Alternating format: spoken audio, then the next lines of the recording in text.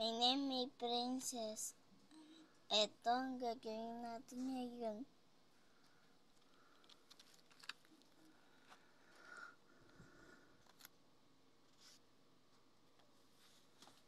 Ma. Ma. Who. Who. Well done. Well done. Ano sasabihin mo kapag well done? Well. Ma. Ma. Who. Who. Ma. Who.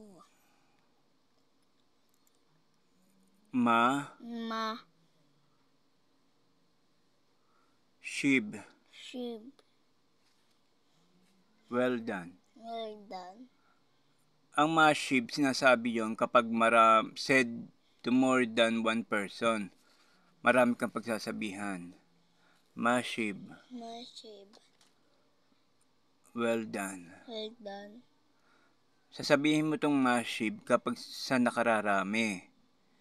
Kapag isa lang kausap mo, ang sasabihin mo, ma. Ma. Who. Who. Ma who. Ma. Who. Well done. Well done. Ma sheep. Ma sheep. Well done. Well done. Kanya mo sasabihin yung ma sheep? Ma sheep. Kapag marami ang tao. Pag maraming tao. Sa nakararami. Ulit. Marami. Ano sasabihin mo kapag marami ang pagsasabihan mo? Ma. Ma. Sheep. Sheep. Ulit. Sheep. Kailan mo sasabihin ng ma sheep? Ma sheep. Kailan mo ito sasabihin?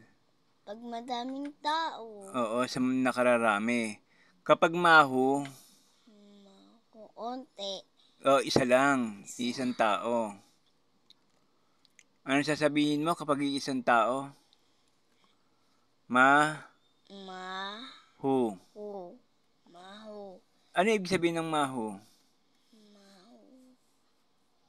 Isang tao. Well done. Well done. Mahu, ibig sabihin ng mahu, well done. Well done. Ulit.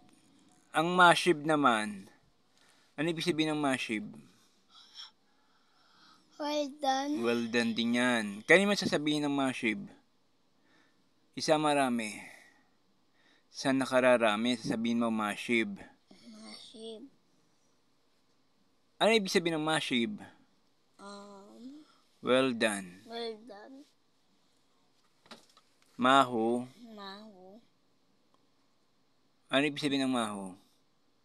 Well done din. Well done din. Sasabihin mo lang to sa iisang tao. Well done. Mahu. Ma. Who. Ang mashib, kaya mo sasabihin? Sa nakararami.